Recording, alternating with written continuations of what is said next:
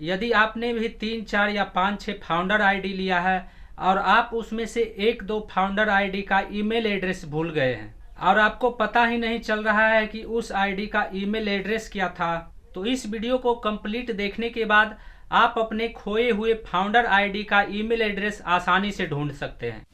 ऐसा ही एक घटना एक फाउंडर के साथ हुआ था। तब उन्होंने व्हाट्सएप के जरिए मुझसे अपनी सारी बात बताई।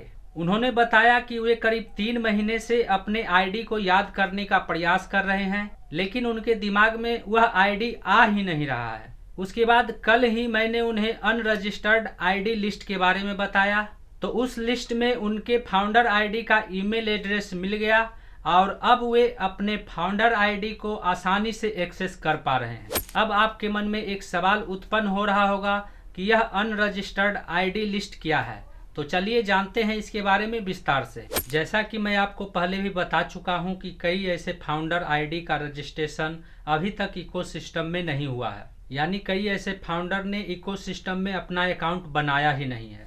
तो ऐसे फाउंडर जिन्होंने अभी तक अपने आईडी का रजिस्ट्रेशन इकोसिस्टम में नहीं किया है, वे जल्द से जल्द अपने आईडी का रजिस्ट्रेशन इकोसिस्टम में कर लें, नहीं तो बाद में फाउंडर आईडी का रजिस्ट्रेशन इकोसिस्टम में करने पर परेशानी भी हो सकता है।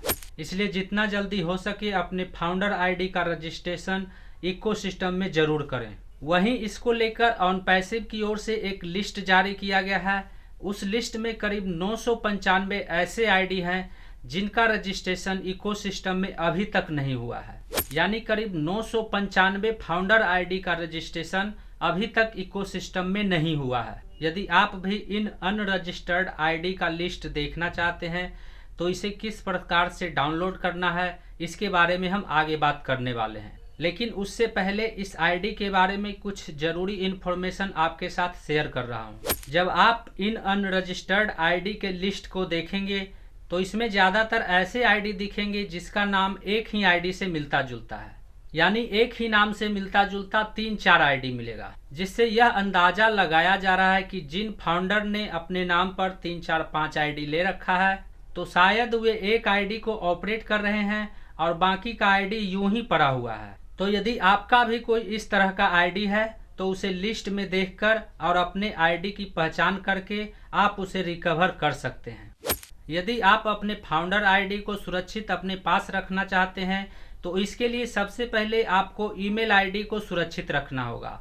ईमेल आईडी को सुरक्षित किस प्रकार से रखना है इस पर मैंने पहले ही एक वीडियो बना दिया है, जिसे मैं इस वीडियो के अंत में लगा दूंगा। उस पर क्लिक करके आप उसे देख सकते हैं।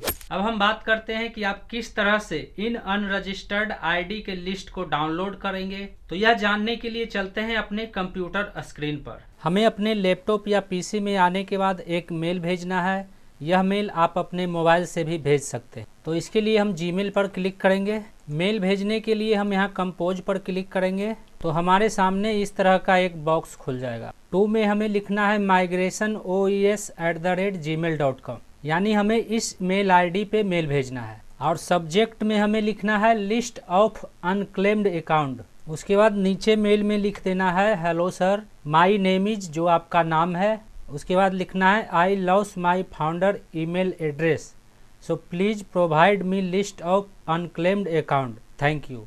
इतना लिखने के बाद आपको यहाँ से मेल सेंड कर देना है। तो जैसे ही आप मेल सेंड करेंगे कुछ ही सेकंड में माइग्रेशन लिस्ट का मेल आपको आ जाएगा, जिस पर हमें क्लिक कर देना है।